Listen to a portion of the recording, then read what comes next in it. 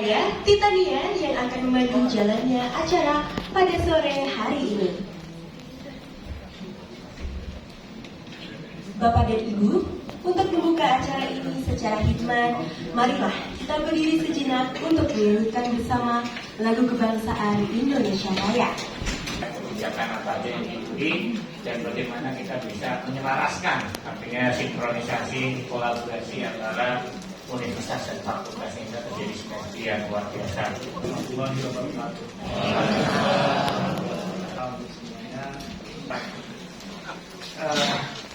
Berjalan lancar antara manajemen di universitas dengan fakultas itu sangat penting. Perkenalkan, lapis pertama leadership di UI dari kemahasiswaan Profesor Mahmud Sudibatul. Dia paling dua danaan keuangan dan sumber daya, Dr. Ahmad Gamal. Jadi keuangan Indo ya, yang pertama ini galak maksimal atau galak maksimal ya. Kemudian bidang tiga, ya, riset inovasi. Saat maju rektor saya punya janji ya, saat presentasi di Salemba bahwa kita akan membangkitkan sleeping giant. Sleeping giant kita di mana? Di bidang sosial, humaniora, ekonomi. Bapak Ibu bisa lihat ranking ini 206 ya. Engineering science rankingnya 300-an ke atas. Justru sosial humaniora rankingnya 100 ke bawah ya. Hukum 100 ke bawah. Fisik ekonomi juga kan yang ekonomi. Jadi kalau kita prorata, yang narik kita ke ranking kecil itu ya sosial humaniora ya. Saintek itu hanya menang di produktivitas, impact-nya bukan. Sosial humaniora dan ekonomi ya, produktivitasnya rendah, impact-nya besar. Nah, jadi ini saling melengkapi. Gimana caranya produktivitasnya menjadi tinggi sehingga impact-nya itu menjadi semakin kuat gitu ya.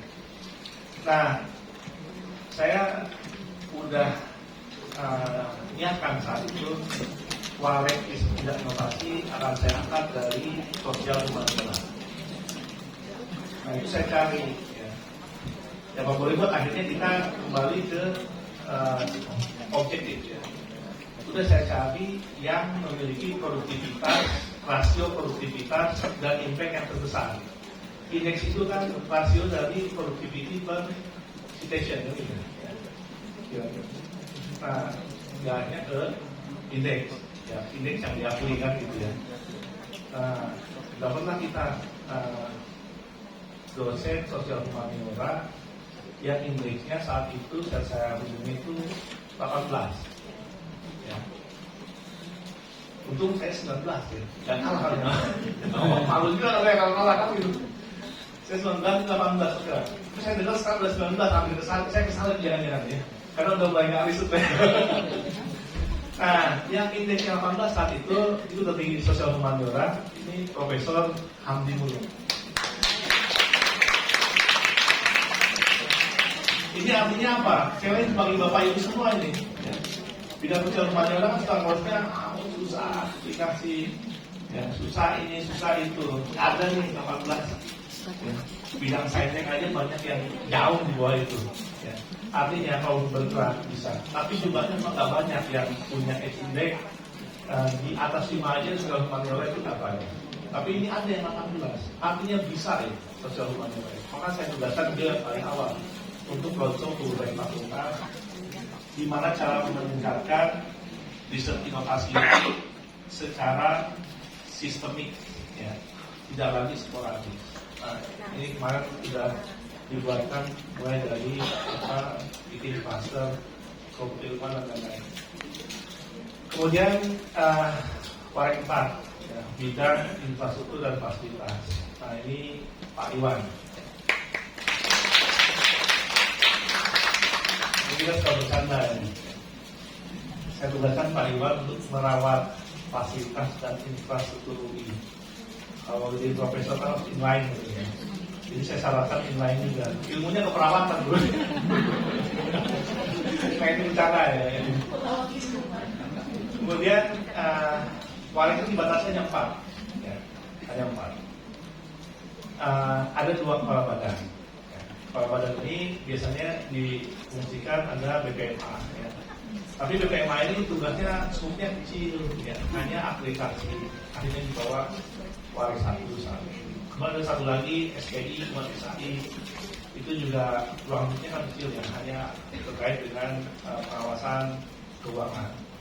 Maka kemudian kita membesar badan ini, kita naikkan job desk-nya, kita tambah sehingga ya saya menyebutnya secara informal kepala badan 1 adalah warek 5, kepala badan 2 adalah warek 6, ya, seperti itu. Maka kepala badan 1 atau warek 5 itu kita kasih job desk spesifik, yaitu mencari uang untuk UPI lah gitu ya. Gimana caranya dari kerjasama ya, bawa uang masuk sebanyak mungkin ke UPI ya. Saya ditarget endowment fund 1T ya. Kita berjuang bersama-sama ya dunia ya. Nah ini kepala badan wirausaha dan kerjasama Bunian. Ya. Nah, kemudian yang terakhir pengawasan. Nah, kita gabung itu apa yang namanya akreditasi dan pengawasan internal itu. Ya. Jadi kita buat badan pengawasan dan penjaminan mutu. Nah ini kita angkat dari ekonomi juga, ya, Profesor Rijal. Nah ini lapisan leadership yang pertama, ya, Bapak Ibu kenali wajah-wajahnya. Dan pastinya Bapak Ibu punya HP-nya untuk Indonesia. Nah itu kira-kira keywordnya. Untuk UI harus punya spirit entrepreneur. Silakan terima kasih itu apa spirit entrepreneur. Terus yang kedua yaitu akses dan quality education. Jadi UI ini harus bisa diakses oleh seluruh anak bangsa, ya, dari Sabang sampai Merauke. Kita tidak ingin UI ini menjadi universitas Jabodetabek. Di 5 tahun ke depan itu 564 kabupaten kita pastikan anak-anaknya ada yang kuliah di UI. Tentunya yang terbaik ya. Nanti jalur benar kita sediakan yang terbaik di kota kabupaten yang tidak ada anak-anak yang kuliah di sini, kita akan lakukan afirmasi secara langsung supaya bisa kuliah di UI yang ranking 1 di SMA di sana kan begitu kita. Kemudian kualitas, quality education. Jadi kualitas pendidikan harus terbaik. Dan juga ke depan ini terkait dengan quality education dan lainnya, kita memang akan bertransformasi 5 tahun ke depan ini. UI yang bidang pendidikan education seperti profesional ini akan berlangsung, tapi akan ada UI Cyber Education System. Nah ini yang akan kita bangun selama 5 tahun ini. Nah nanti kita bisa bicara panjang mengenai UI Cyber Education System. Nah yang ketiga, impactful riset inovasi. Keempat, global competitiveness. Artinya yang global competitiveness bukan hanya mahasiswanya aja juara di sana sini ya, tapi juga dosen, bahkan tekniknya. Kita mulai ngirim teknik ke luar negeri. Ya. Jadi ada kesempatan Erasmus, ada kesempatan PHLN.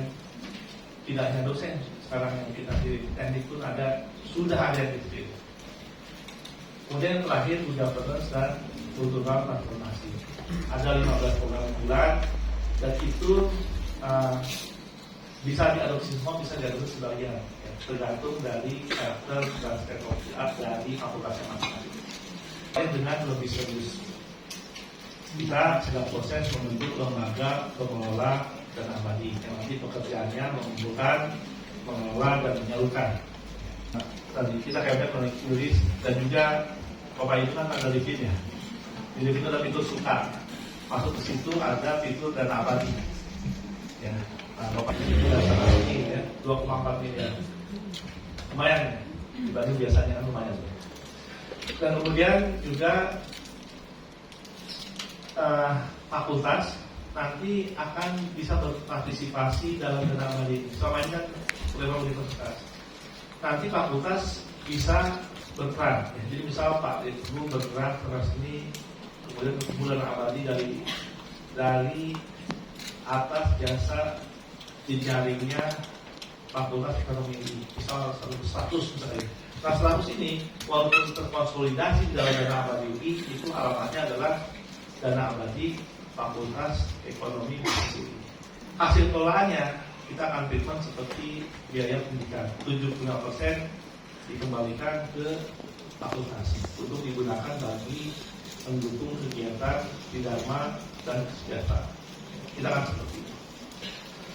Kemudian dalam proses membuka exit tol, dari Januari kita beri surat ke Menteri PU ya, dan seterusnya lagi berupaya. Ini cyber education system. Zaman sudah berubah. Ya. Bisa semakin terlepas dari rasio 140. Kalau cyber itu rasionya 1:500. Jadi satu dosen bisa dibandingkan dengan 500 mahasiswa. Itu best practice yang kita cari berdasarkan isu literatur di Korea. Ya. Nah kita sedang proses dapat hibah dari Korea untuk membangun infrastruktur untuk cyber education system ini akan dibangun di FIB. Karena akan dibangun di beberapa lantai, studio untuk Teamworks dan lain-lain yang nanti akan menjadi lokasi sentral untuk pengembangan cyber education system. Ini saya dapat surat dari Pak Dirut ya, untuk mempercepat pemilihan dekan di FIB ini. Saya keputusannya, mau bisa jangan profesor S3 juga boleh, S3 boleh. Tapi yang juga nggak ada masalah dengan profesor kan gitu ya. Boleh, profesor juga boleh kan gitu artinya. Ya. Nah intinya adalah kita ingin mendapatkan leader fakultas yang terbaik. Follower leader fakultas yang terbaik kita akan mengedepankan yang profesional. Ya. Tetapi juga tentunya kita perlu mendapatkan yang punya loyalitas. Gitu. Karena universitas ini unik ya, budaya korporat dan budaya akademik ya. Dari sisi leadership, rektor, dekan, kapolri itu kan birokrasi, itu loyalitas harus ada. Tetapi selain itu juga posisinya kan ada profesor, dosen, nah ini budaya akademik ya. Jadi memang harus bisa menempatkan diri antara posisi sebagai birokrasi dan posisi sebagai fungsional akademik. Nah ini tak mudah, tapi itulah yang budaya di universitas. Itu chemistry dalam. Kalau bisa